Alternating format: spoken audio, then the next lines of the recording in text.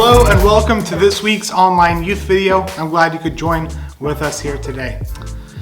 I've played on a lot of different worship teams in my life, and occasionally a song will come up that not everyone is a big fan of. Recently a song got really popular called Reckless Love, and we've played it here at Fraserview during our Sunday service a few times, so you've quite possibly heard it.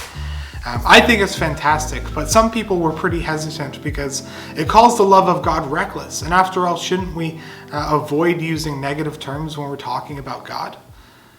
I'm going to get to an answer for that in a little bit, or at least what I believe on the topic. I was playing this song twice actually, and someone came up and asked, what does it mean to leave the 99? I don't understand that lyric, because that's one of the main lyrics in the chorus. And in fact, yes, I've had a few people ask me that question, and it comes up because this song is wrapped around the idea of the verse that we are going to talk about today, which is the parable of the lost sheep, and it's a gooder. So let me read the verse for us.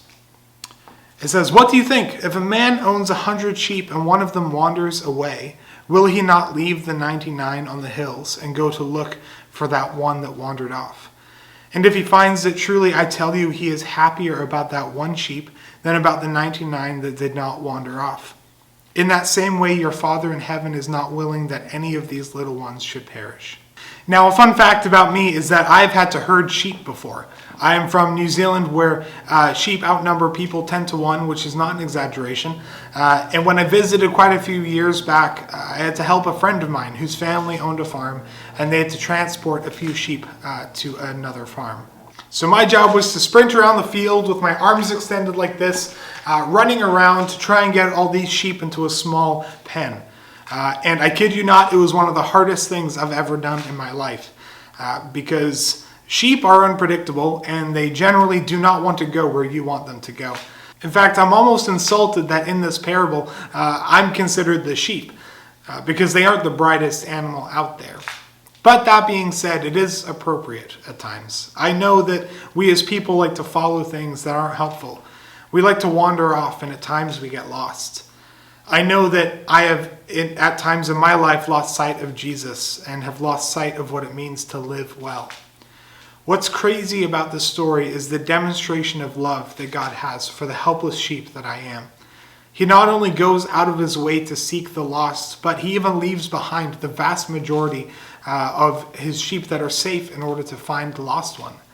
By human standards, one might even call that a reckless act. And so maybe you see where I'm going with this. The lyrics of that chorus say, "Oh, the overwhelming, never-ending, reckless love of God. Oh, it chases me down, fights till I'm found, leaves the 99. I couldn't earn it, I don't deserve it, but still you give yourself away." God is a seeking, caring God. And knowing that, really grasping that, brings freedom and confidence in Christ. And so I encourage you with that this week. And I invite you to join us on Wednesday as we talk a little bit more about what that means for us and how we get to live as followers of this shepherd that loves us recklessly. See you all then.